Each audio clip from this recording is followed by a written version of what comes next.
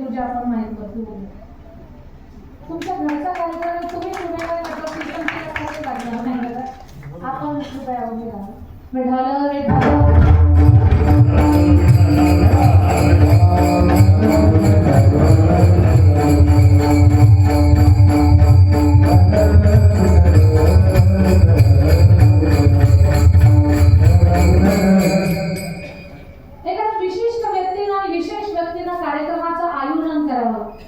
तेव्हा त्या व्यक्तीचं कुटुंब किती मोठं आहे हे लक्षात येतं.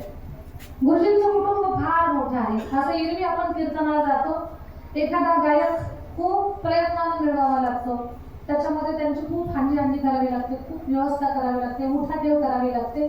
ते आपल्याकडनं सुद्धा बऱ्याच वेळेला लोकांना वेगळी असणार आणि लोक तेव्हा खूप इंटरेस्टमध्ये असतात, पण इथं व्यवस्था नाही, अवस्था नाही, काही पाहत नाही. फक्त गुरुजींचा कार्यक्रम आहे, आपल्याला त्याच्यामध्ये आनंदाने सहभागी व्हायचं. जगद्गुरु तुकोबारायांचा अभंग सेवेसाठी निवडलाय.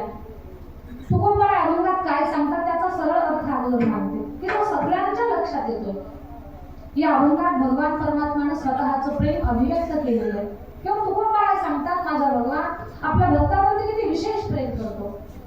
माझ्या विठोबाचा कैसा प्रेम भाव. भगवान आपल्या भक्तावर असं विशेष प्रेम करतात की त्या प्रेमामध्ये देव, मी देव आहे हेच विसरून जातो. फक्त गुरुच नाही तर भक्तांना कल्पना करावी, भक्ताच्या अंतःकरणात भाव निर्माण व्हावा, तसं रूप देव धारण करत असतो. आपणची देव होय गुरु. भगवान भक्ताचं अंतःकरण वाचतो.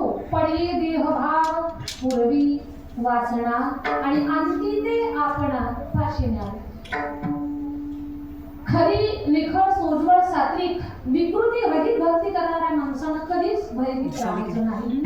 हा अभंग निर्भय बनवणारा सुद्धा आहे, भक्तीत बळ देणारा आहे आणि कुठेतरी स्वतःला तपासा हे सुद्धा शिकवणारा हा अभंग आहे.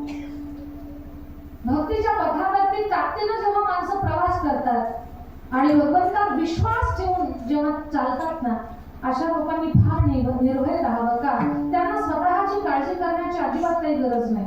त्यांचा पूर्ण विश्वास परमेश्वरावर असेल तर त्याचं एकच कारण, मागे पुढे उभा राही सांभाळीत आलिया आघात निवारया.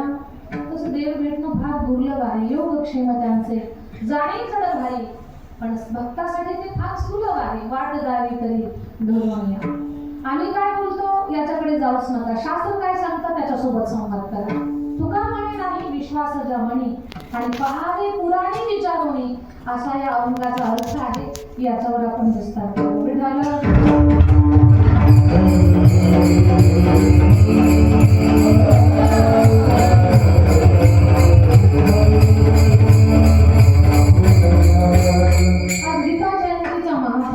मोक्षदा एकादशी खूप मोठे पर्वकाळ आहेत.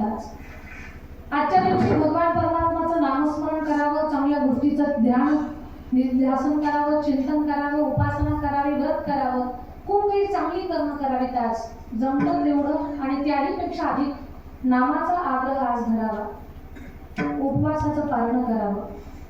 आज भगवान परमात्मानं अर्जुनाला गीता सांगितली होती, म्हणून आजच्या दिवशी गीतेचा जन्म झाल्या कारणानं गीता जयंती, मोक्षदा एकादशीचा पर्वकाळ, गीता जयंतीचा पर्वकाळ, हे खूप सारे पर्वकाळ आजच्या या पर्वकाळाला एकत्र आलेले आहेत. आजच्या तिथीला, आजच्या मितीला एकत्र आलेले आहेत. आपण कृष्ण भगवंताच्या दरबारामध्ये आहोत आणि भगवान श्रीकृष्ण परमात्माची किती वर्षापासून भगवान श्रीकृष्ण परमात्माची आपल्या सगळ्यांवरती कृपा आहे. छोट्याशा सुरेगावमध्ये कृष्ण भगवंताच्या माध्यमातून गीता जयंतीचा महापर्वकाळ, लक्षात घ्या, वर्षभरातल्या 11 एकादशी एकीकडे आणि मोक्षदा आजची एकादशी फार विशेष आहे. या दिवशी अट्टहासात भगवत भजन करावं. सुरेगाव मधली माणसं खूप भाग्यवान आहेत. तुम्हाला अट्टहास करायची गरज नाही, सहजच तुमच्याकडनं भजन घडतंय. कृष्ण मंदिराची कृपा सहज आपल्याकडनं घडते.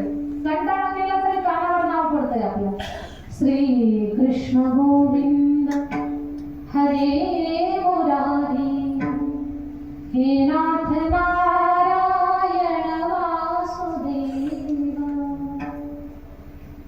हे नाथ नारायण वासुदेव, हे नाथ नारायण वासुदेव, हे नाथ नारायण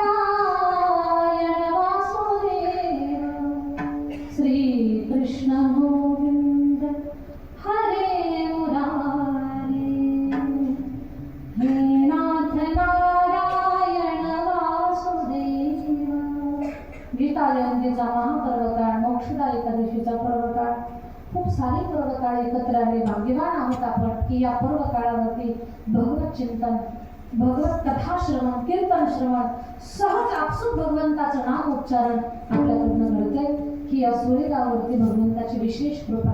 कारण या मातीमध्ये अनंत महाराज, या मातीमध्ये अनेक महाराज मंडळी आणि आपले बाळासाहेब गुरुजी अशी रत्न या मातीमध्ये जन्माला आली. म्हणजे खरं तर गुरुजींची संस्था तिकडे पलीकडे, हिंगोलीच्या पलीकडे आहे, पण मातीची ओढ माणसाला कशी असते पहा. हा गीता जयंतीचा कार्यक्रम तिथेही करता आला असता, पण शेवटी माणसं आपल्या मातीकडेच, आपल्या जन्मभूमीकडेच कशी ओढ घेत असतात. तर या बाबतीमध्ये खरंच या मातीला धन्यवाद द्यावे लागतील, किंवा ही दोन भावंड, ही रत्न या मातीमध्ये जन्माला आली, या मातीचं सुद्धा कौतुक करावं तेवढं कमी आहे.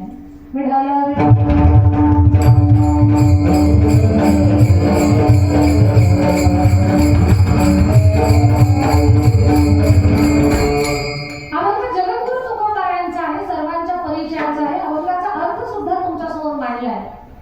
आता या अभंगात आपल्याला प्रवास करायचा आहे. सगळ्यांसोबत झाला माझ्या, आपण सगळे मिळून प्रवास करू. म्हणजे प्रवास, 1 तासाच्या प्रवासाचा कोणालाही काही त्रास होणार नाही. जगद्गुरु तुकोबाराया फार सुंदर गोष्ट या अभंगात सांगतायत, पण जे महात्मे या अभंगातून एक सुंदर भाव जो व्यक्त करतात, ते महात्मे किती अधिकारी आहेत, तुकोबारायांचं सामर्थ्य किती श्रेष्ठ आहे. थोडंसं बोलण्याकडे लक्ष द्या. जगद्गुरु तुकोबारायांच्या चरित्राचं जर आपण चिंतन करायला गेलो तर महाराजांच्या चरित्रामध्ये आपल्याला आश्चर्य पाहायला मिळतं. आश्चर्य कशाला म्हणावं बरं? एखादी गोष्ट होणीच नाही पण ती गोष्ट घडली, एखादी गोष्ट होणीच नाही पण ती घडली, त्याला आपण आश्चर्य म्हणतो. अशी खूप सारी आश्चर्य जगद्गुरु तुकोबारायांच्या चरित्रात पाहायला मिळतात. एका आश्चर्याचं आपण चिंतन करू. हे सगळे भाव सगळ्यांना माहिती आहे. देहासहित वैकुंठाला जाणं या मृत्यूलोकामध्ये शक्यच नाही. सूर्यगाव झोपले का पहिला म्हणलं, देहासहित वैकुंठाला जाणं ही गोष्ट शक्यच नाही, पण ज्यांनी शक्य केली, हे आश्चर्य ज्यांनी घडवून आणलं, त्यांना जगद्गुरु तुकाराम महाराज म्हणतात. पुढी सहित झाला गुप्त तुका. देहासहित वैकुंठाला जाणं शक्य नाहीये, पण ज्यांनी शक्य केलं, हे आश्चर्य ज्यांच्या चरित्रात पाहायला मिळतं, ते जगद्गुरु तुकाराम महाराज. कल्पना करा, एखाद्या कागदावर काहीतरी लिहिलंय, दगडाला तो कागद गुंडाळला, तुमच्या हातात दिला, तुम्हाला सांगितलं पाण्याच्या हौदात टाका. पाण्याच्या हौदात तुम्ही लिहिलेला कागद दगडासहित सोडलाय. 13 तासानंतर मी तुम्हाला बोलले, तो कागद मला जशाच तसा द्या. जमल काय? आता फक्त सूर्यगाव म्हणून चालणार नाही, कारण बऱ्याच गावची लोक इथे आहेत. तो कागद जशाच तसा देणं हे जमणार नाही आपल्याला. 13 तासानंतर आपल्याला कागद जसा तसा मिळत नाही. 13 दिवसानंतर ज्यांचा ग्रंथ जशाच तसा प्राप्त झाला, पाण्यावर तरला आणि एकटा नाही दगडासहित तरला, हे आश्चर्य त्यांनी